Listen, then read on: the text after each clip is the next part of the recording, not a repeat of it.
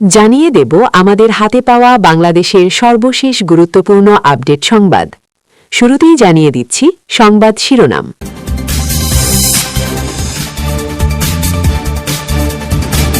শুরুতে জানাব আসিফ মাহমুদের পদত্যাগ, যা বললেন নুরুল হক নূর।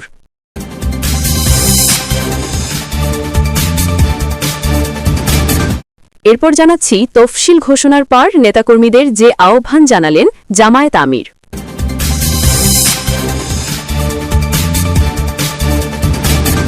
এদিকে ২৯ ডিসেম্বরের মধ্যে দেশে ফিরছেন তারেক রহমান।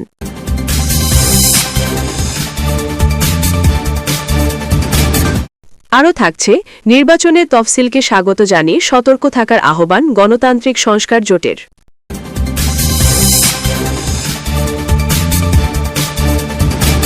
সবশেষে জানাব পিলখানা হত্যাকাণ্ড ভিন্ন খাতে নিতেই নাটক সাজান তাপস।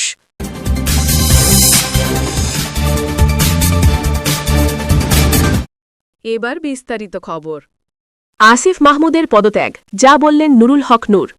সদ্য পদত্যাগ করা স্থানীয় সরকার, পল্লী উন্নয়ন ও সমবায় এবং ক্রীড়া উপদেষ্টা আসিফ মাহমুদ সজীব ভুঁইয়াকে রাজনীতিতে স্বাগত জানিয়ে বার্তা দিয়েছেন গণ অধিকার পরিষদের সভাপতি নুরুল হক নূর।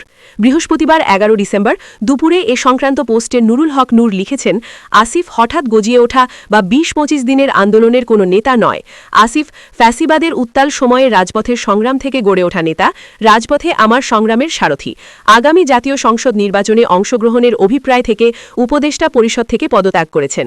অফিসিয়ালি এখনও কোনো রাজনৈতিক দলে যোগ দেননি, হয়তো শিগগিরই সিদ্ধান্ত নেবে। তিনি আরও লিখেছেন, দায়িত্বে থাকলে স্বাভাবিকভাবেই মানুষের বিরুদ্ধে নানা অভিযোগ ওঠে। বয়সের অনভিজ্ঞতা কিংবা ম্যাচিউরিটির অভাবে হয়তো সেও কিছু ভুল করেছে। আমার কাছে সংগ্রামের অবদানে তার সে ভুল তুচ্ছ। আসিফকে সংগ্রামের রাজনীতিতে স্বাগত জানাই।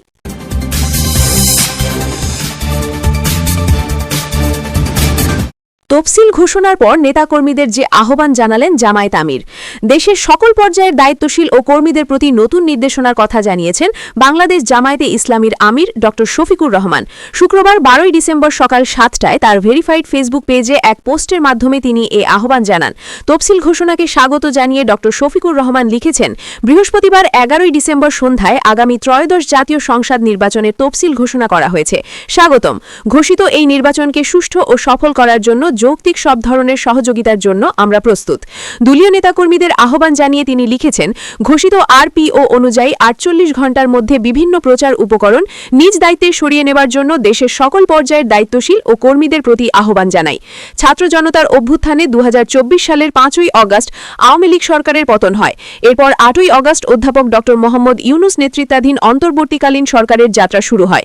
এই সরকারের বর্ষপূর্তির প্রাক্কালে ২০২৫ সালের জুলাই গণ অভ্যুত্থান দিবস উপলক্ষে জাতির উদ্দেশ্যে ভাষণে প্রধান উপদেষ্টা ঘোষণা দেন, ফেব্রুয়ারির প্রথমার্ধে ত্রয়োদশ সংসদ নির্বাচন হবে। পরে জুলাই সনদ বাস্তবায়নের জন্য গণভোটের সিদ্ধান্ত হয়। ১৩ই নভেম্বর প্রধান উপদেষ্টা ঘোষণা দেন, ত্রয়োদশ সংসদ নির্বাচনের দিনেই গণভোট হবে। ওই ঘোষণার সময়সীমার মধ্যে এই নির্বাচন হতে যাচ্ছে। বর্তমান অন্তর্বর্তী সরকার ও ইসির অধীনে এটি প্রথম নির্বাচন। নির্বাচন পরিচালনায় অনভিজ্ঞ এই অন্তর্বর্তী সরকার ও ইসির অধীনে একই দিনে সংসদ নির্বাচন ও গণভোট হতে যাচ্ছে।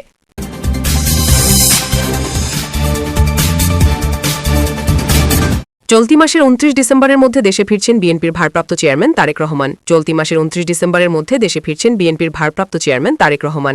দেশে ফিরে আগামী ত্রয়োদশ জাতীয় সংসদ নির্বাচনে তিনি বগুড়া ৬ আসন থেকে নির্বাচনে অংশ নেবেন। গত ৩ নভেম্বর গুলশান কার্যালয়ে বিএনপির মহাসচিব মির্জা ফখরুল ইসলাম আলমগীর তারেক রহমানের নির্বাচনে অংশ নেওয়ার কথা জানান। তবে তিনি নির্বাচনে অংশগ্রহণ করলেও এখনও পর্যন্ত ভোটার হননি। ভোটার হয়ে প্রার্থী হতে গেলে আগামী ২৯ ডিসেম্বরের মধ্যে তারেক রহমানকে দেশে ফিরতে হবে। ইসির নির্বাচন সংশ্লিষ্ট কর্মকর্তারা এই তথ্য জানান। তারা জানান, দেশে ফিরেই ভোটার হওয়ার জন্য কমিশনে আবেদন করবেন। এরপর ভোটার হয়ে উনি প্রার্থী হতে পারবেন। বৃহস্পতিবার ঘোষিত তফসিল অনুযায়ী আগামী ১২ ফেব্রুয়ারি ত্রয়োদশ জাতীয় সংসদ এবং গণভোট অনুষ্ঠিত হবে। নির্বাচনে অংশগ্রহণের ইচ্ছুক প্রার্থীরা ২৯ ডিসেম্বরের মধ্যে রিটার্নিং অফিসার বরাবর মনোনয়নপত্র দাখিল করার সুযোগ পাবেন। নির্বাচন কমিশন তফসিল ঘোষণা করলেও ভোটার হতে পারবেন বিএনপির ভারপ্রাপ্ত চেয়ারম্যান তারেক রহমান।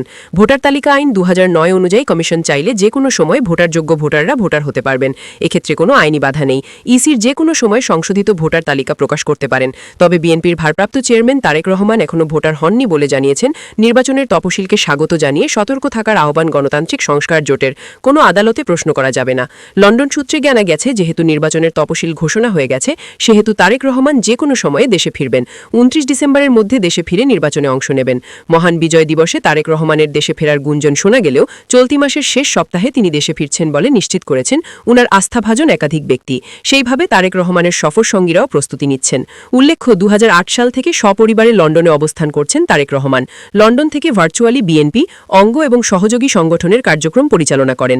তারেক রহমানের স্ত্রী ডাক্তার জুবাইদা রহমান বর্তমানে বাংলাদেশে অবস্থান করছেন। তিনি ইতিমধ্যে ভোটারও হয়েছেন।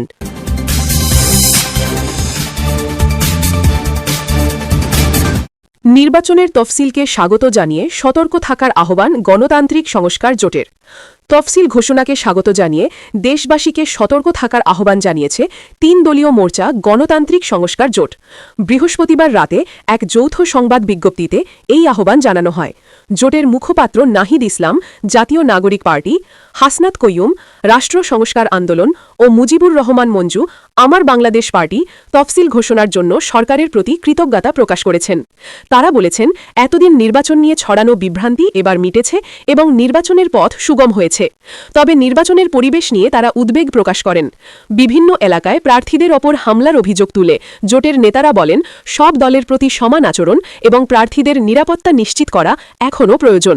তারা বলেন, যদি এই পরিস্থিতি উন্নতি না পায় তবে গণ অভ্যুত্থানের অর্জন ব্যর্থ হবে। জোটের নেতারা আরও তাগিদ দেন, আইন শৃঙ্খলা বাহিনীকে পেশাদার ও নিরপেক্ষ আচরণ নিশ্চিত করতে হবে। এছাড়া রাষ্ট্র সংস্কার আন্দোলনকে এখনও নিবন্ধন না দেওয়াকে তারা নির্বাচনের সুষ্ঠু পরিবেশের জন্য উদ্বেগের কারণ হিসেবে উল্লেখ করেছেন। বিবৃতিতে তারা আশা প্রকাশ করেছেন, সব নেতিবাচক প্রভাব ও প্রশ্নবোধক কর্মকাণ্ড এড়িয়ে নির্বাচন কমিশন ইতিহাসের অংশ হয়ে থাকবে।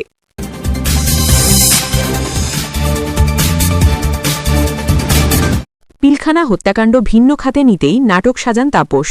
পিলখানায় বিডিআর হত্যাকাণ্ডের পর দেশের সেনাবাহিনীতে যে আতঙ্ক, অস্থিরতা ও অবিশ্বাসের পরিবেশ তৈরি হয়েছিল তার সুযোগ নেওয়া হয় রাজনৈতিকভাবে।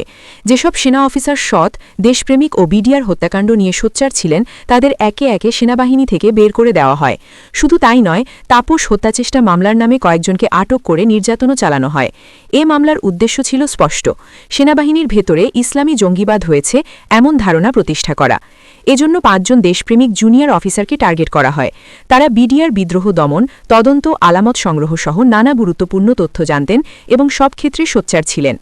গত 30 নভেম্বর রাষ্ট্রীয় অতিথি ভবন যমুনায় প্রধান উপদেষ্টার কাছে জাতীয় স্বাধীন তদন্ত কমিশন পিলখানা হত্যাকাণ্ড সম্পর্কে যে প্রতিবেদন জমা দেয় তাতে এসব তথ্য উঠে আসে।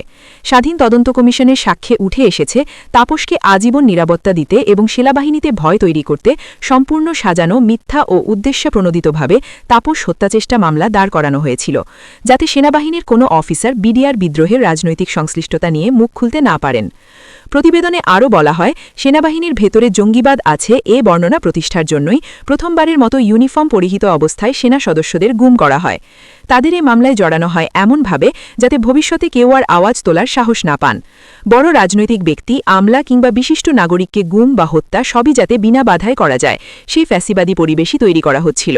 এ ঘটনার মাধ্যমে বাংলাদেশ সেনাবাহিনীকে পুরোপুরি ভীত, বিভ্রান্ত ও নিষ্ক্রিয় করে ফেলাই ছিল মূল লক্ষ্য। প্রতিবেদনে বলা হয়, তাপস হত্যাচেষ্টা মামলায় বাদী ফজলে নূর তাপস নিজেই সাক্ষ্য প্রমাণ দিতে ব্যর্থ হন। ফলে পুলিশ মামলার চূড়ান্ত প্রতিবেদনে ঘটনাটিকে ভিত্তিহীন ঘোষণা করে। মামলায় কোনো সামরিক অফিসারের নাম ছিল না, এটিও স্পষ্টভাবে উল্লেখ করা হয়। যারা বিডিআর হত্যাকাণ্ডের সুবিচারের জন্য সোচ্চার ছিলেন সেই 5 অফিসার হলেন ক্যাপ্টেন রেজাউল করিম ও ক্যাপ্টেন খন্দকার রাজীব হোসেন বরখাস্ত, মেজর হেলাল, বিডিআর মহাপরিচালকের সচিবালয়ের জেনারেল স্টাফ অফিসার 2 সমন্বয়ক, ক্যাপ্টেন সুবাইল বিন রফিক, ডিজির এডিসি এবং ক্যাপ্টেন মোহাম্মদ ফুয়াদ খান, জেনারেল স্টাফ অফিসার 3 অপারেশন। পিলখানায় তদন্ত সহায়তা ও সমন্বয়ের গুরুত্বপূর্ণ দায়িত্বে থাকা এই অফিসারদের হঠাৎ সরিয়ে দেওয়া হয়। উদ্দেশ্য ছিল তাদের হাতে থাকা গুরুত্বপূর্ণ প্রমাণ নষ্ট করা এবং তাদেরই অপরাধী বানিয়ে ভয়াবহ দৃষ্টান্ত তৈরি করা। ডিজিএফআই-এর সাবেক DG major general Fazle Akbar, brigadier general Imrul Kayes, lieutenant colonel Saleh এবং তৎকালীন Dhaka sector commander colonel Aziz এ মামলাকে ভিন্ন খাতে নিতে সরাসরি ভূমিকা রাখেন বলেও প্রতিবেদনে উল্লেখ রয়েছে। সাক্ষ্য অনুযায়ী ক্যাপ্টেন রেজাউল করিম ২৫ ফেব্রুয়ারি সকালে র্যাব ৩-এর কর্মকর্তা হিসাবে নিউ মার্কেট গেট লক্ষ্য করে বিদ্রোহীদের দিকে গুলি ছোড়েন। আদেশ না থাকা সত্ত্বেও উদ্ধার উদ্যোগ নেওয়ার কারণে তাকে স্ট্যান্ড রিলিজ করা হয়। পরে তিনি পিলখানায় নিরাপত্তা দায়িত্ব ও আলামত সংগ্রহের কাজে যুক্ত ছিলেন। এ সময় ডিজিএফআই ক্যাপ্টেন রেজাকে পিলখানা থেকে তুলে নিয়ে যায়। Captain Rajib, captain Fuad, captain Subayar ও মেজর হেলাল সবাই বিদ্রোহ পরবর্তী সময়ে পিলখানায় দায়িত্ব পালন করছিলেন। ২৬ ফেব্রুয়ারি উদ্ধার অভিযান শুরুর কোনো নির্দেশ না পেয়ে তারা নিজেরাই অস্ত্রাগার থেকে অস্ত্র নিয়ে বিপদাপন্ন সহকর্মীদের উদ্ধার পরিকল্পনা করেন। ঘটনা পরবর্তী সময়ে সেনাপ্রধান মইনাও আহমেদ এবং তৎকালীন প্রধানমন্ত্রী শেখ হাসিনার দরবারেও হত্যাকাণ্ডের বিচার দাবি করেন তারা। সাক্ষ্যে জানা যায়, তদন্তে কোনো আলামত পেলে তা গোয়েন্দা সংস্থার অনুমতি ছাড়া তদন্ত কমিটিকে না দিতে বারবার চাপ প্রয়োগ করা হয়। ক্যাপ্টেন ফুয়াদ বিষয়টি অমান্য করায় গোয়েন্দা সংস্থার রোষানলে পড়েন এবং পরে ডিজিএফআই তাকে তুলে নিয়ে যায়। ক্যাপ্টেন সুবাইল ও মেজর হেলাল তৎকালীন ডিজিবিডিআরের পার্সোনাল স্টাফ হিসেবে পিলখানা ছাড়া ছিল অসম্ভব, কিন্তু ডিজির নির্দেশে ছলচাতুরির মাধ্যমে কর্নেল আজিজ তাদের ডিজিএফআইয়ে রেখে আসেন এবং পরে তারা আটক হন। এমন অভিযোগ আরও দৃঢ় হয় যখন তাপস হত্যাচেষ্টা মামলায় আটক কর্মকর্তাদের বিরুদ্ধে ডিজিএফআই মৌখিকভাবে গ্রেফতার, জেআইসিতে নির্যাতন এবং সাদা কাগজে স্বাক্ষর নেওয়ার মতো অভিযোগ ওঠে। তদন্ত আদালতের সামনে উপস্থিত হওয়া কর্মকর্তারা সম্পূর্ণ ভেঙে পড়া অবস্থায় ছিলেন এমন মন্তব্য দিয়েছেন এক ব্রিগেডিয়ার। তদন্তের আলামত হিসেবে উল্লেখ করা হয়েছিল মোবাইল যোগাযোগের নকশা, বিস্ফোরক ডেটোনেটর ও একটি ট্রাঙ্ক ভর্তি অস্ত্র। কিন্তু সেনাবাহিনীর বিভিন্ন ইউনিট কমান্ডার সাক্ষ্য দিয়ে জানান আলামতগুলোর কোনোটিই গ্রহণযোগ্য বা বিশ্বাসযোগ্য নয়। বিশেষ করে ১৬ ইসিবি ক্যাম্প থেকে উদ্ধার করা এক ট্রাঙ্ক অস্ত্র বিষয়ে ইউনিট কমান্ডাররা জানান, ইউনিটে এমন কোনো উদ্ধার অভিযান হয়নি। এটি হলে পুরো ইউনিটে বড় আলোচনার বিষয় হয়ে দাঁড়াত। তদন্ত আদালতের সদস্যরাও পরস্পর বিরোধী বক্তব্য দিয়েছেন। মোবাইল সিমের মালিকানা নিশ্চিত করা হয়নি। পুলিশের ডিবি অফিসাররাও জানিয়েছেন তাপস হত্যাচেষ্টা ঘটেনি। প্রথম পর্যায়ের তদন্তে কোনো প্রমাণ না পেলেও অভিযুক্ত কর্মকর্তাদের ১ মাস ধরে নির্যাতন করা হয় বলে অভিযোগ। পরে সাদা কাগজে স্বাক্ষর নেওয়ার পর তাতে টাইপ করা স্বীকারোক্তিতে স্বাক্ষর দিতে বাধ্য করা হয়। সামরিক আদালতের পরবর্তী ধাপ সামারি অফ এভিডেন্স ও কোর্ট মার্শালে মুখ্য ভূমিকা পালন করেন সেই কর্মকর্তারাই যারা তদন্ত আদালতে যোগদান করেছিলেন তদন্তের মাঝপথে। আটক কর্মকর্তাদের পরিবারের সদস্যদের ব্ল্যাকমেল ও লাঞ্ছনার অভিযোগও পাওয়া যায়। প্রতিবেদন অনুযায়ী তথাকথিত তাপস হত্যাচেষ্টার গল্প তাই শেষে দাঁড়ায় একটি সাজানো নাটকে, যার লক্ষ্য ছিল সত্যকে চাপা দেওয়া, সেনাবাহিনীকে স্তব্ধ করে দেওয়া এবং বিডিআর হত্যাকাণ্ডের মূল রাজনৈতিক সংশ্লিষ্টতাকে আড়াল করা।